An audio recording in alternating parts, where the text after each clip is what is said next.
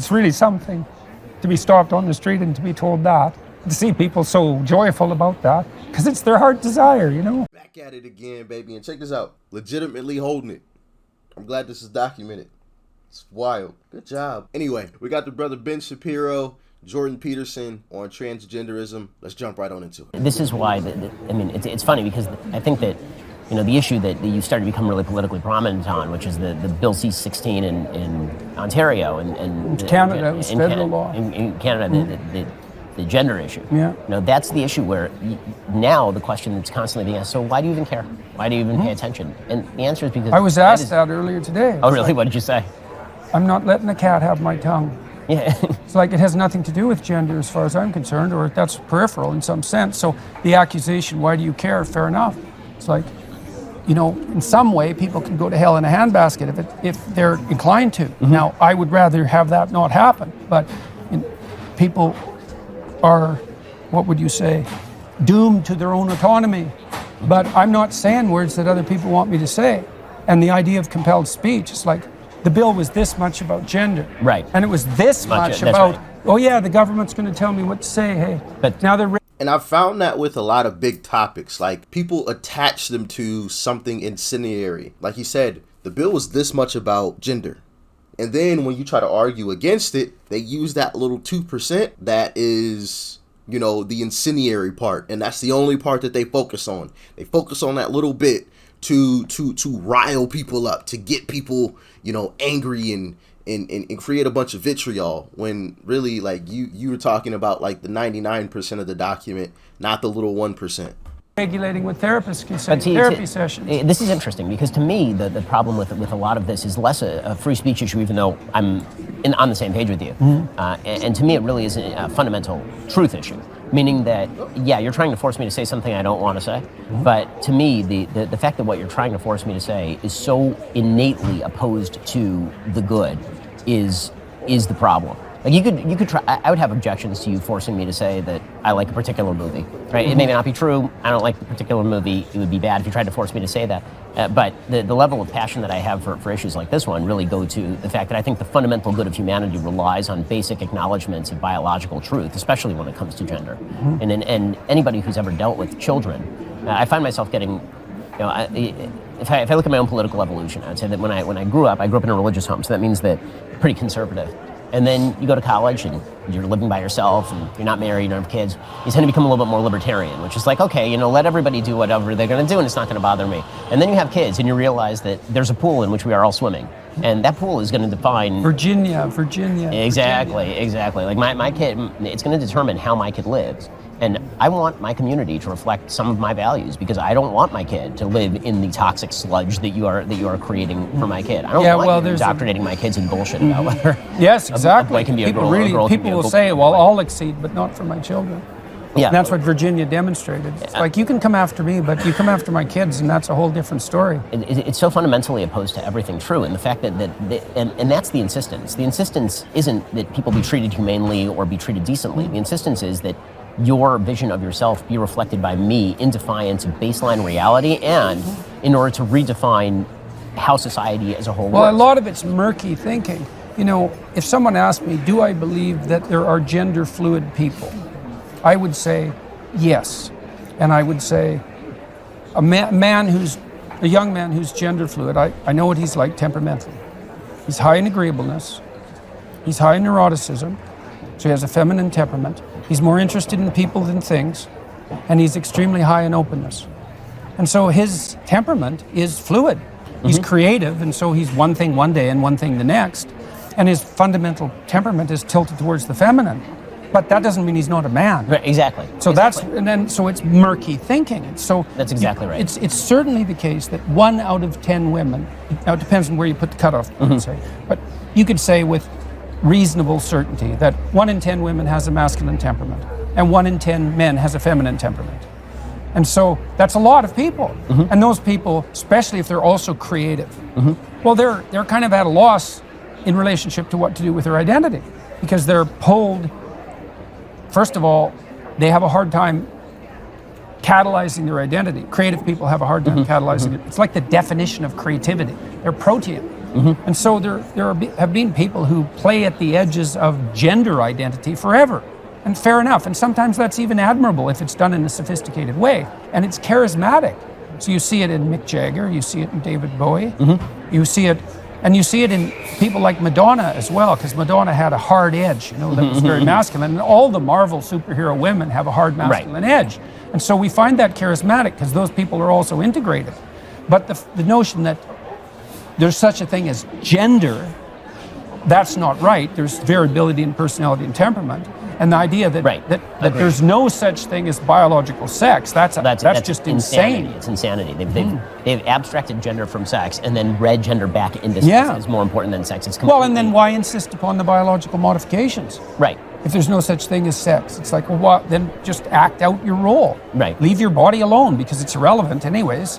Well, it turns out it's not irrelevant. You have to go through the surgical transformation, which is a pretty dramatic answer to a question that for 99% of people who are ambivalent about their gender identity would be best solved without surgical intervention. Yep. And then so now in Canada, because they banned conversion therapy, it's now all affirmation therapy. Right. There's no such thing as affirmation therapy.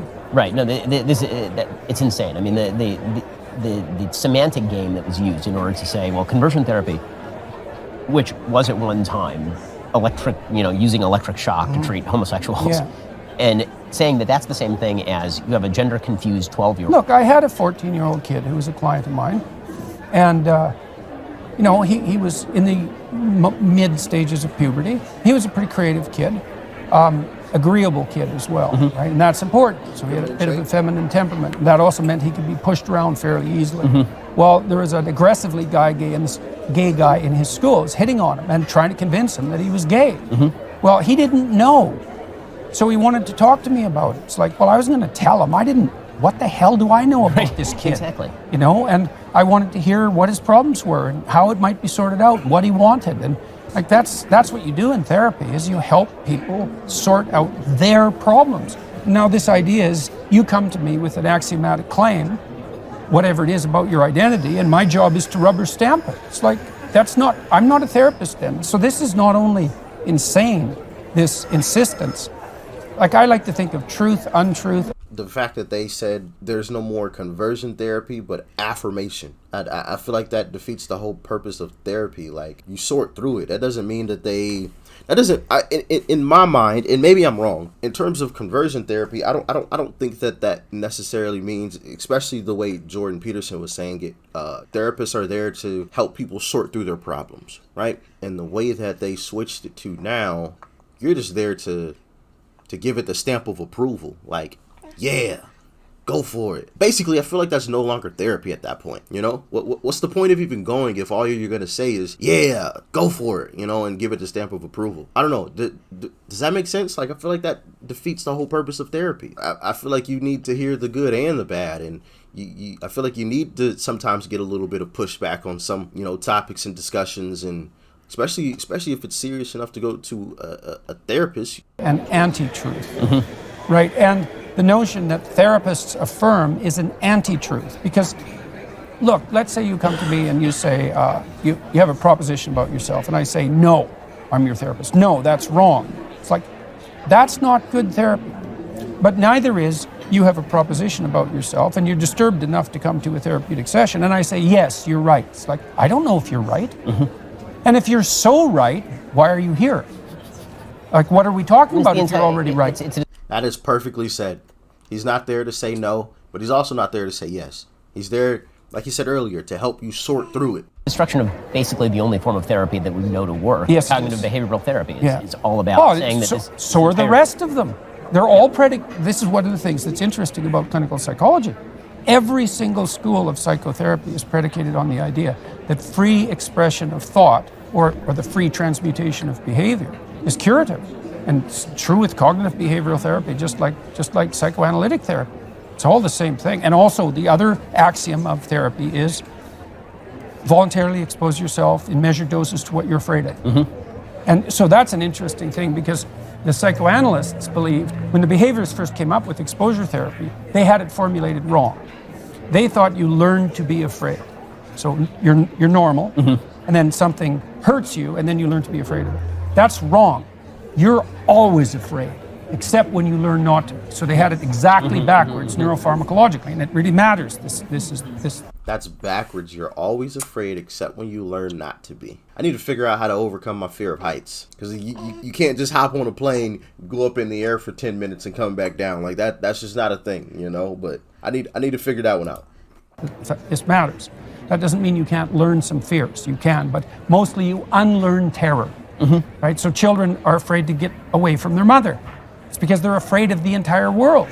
Well, you have to learn how not to be. And you don't learn that by habituation, because that was the idea. So you take someone who's afraid, they've been conditioned to be afraid, you expose them to what they're afraid of, and then you have them do relaxation exercises so they counter condition. Well, then it was discovered, and they don't have to do the relaxation exercises. It's like, oh, well, it still works, just exposure. It's like, well, they get less afraid when you expose them because their fear habituates. So then the psychoanalyst said, well, if they get less afraid of that particular thing, the symptoms are just going to substitute because that fear of an elevator, say, was reflective of a deeper fear of death. Had a client I exposed to an elevator, the doors open, she said, that's a tube. It's like, and her fantasy about the elevator was, it was a place she was going to die in of a heart attack. Well, people were discomforted and, what would you say, made contemptuous of her foolishness while she was suffering and dying. So social alienation and death, that was the elevator for her. So we expose her to the elevator. What does she learn? Not to be afraid of the elevator. No. She learns she can tolerate those fears. She learns to be brave. And so the psychoanalysts were they were diametrically wrong, because if you expose someone to anything they're afraid of, effectively they get less afraid of everything, right? And so that's partly why psychotherapy is curative in that manner, is that people discover that they're bigger than their fears. They don't discover that the fears are trivial. I think that the cult of authenticity is going to be the destruction of all psychotherapy, and then, because if the cult of authenticity is that your true authentic feelings are what makes you you, then the attempt to make you brave in spite of your fears is a suppression of your fears. It's almost like a Freudian analysis of you're suppressing your sexual desire, and this is not full authenticity. Yeah, right. Why isn't the fear you? Right, exactly. The authentic you. Exactly, and I think that's kind of where we're going. It seems like. Yeah, that would be a very, very weird place. Oh no, don't go to therapy. Your fears are fine. They're just part of you. So just be afraid of the dark. Just never grow in the dark. Now, granted, I haven't heard anybody say no stupid shit like that, but if I did it, I'm sure there might be somebody out there that probably argues that with the crazy videos that I've seen some people make just for clout, that would be absolutely positively ridiculous. Yeah, well, so this movement towards unity that we were talking about, this is a place I think where like informed liberals and conservatives could meet. It's like, well, there is this authenticity, let's say, and drive for adventure. And you see that elevated to the highest place in some sense in the more careless Disney movies.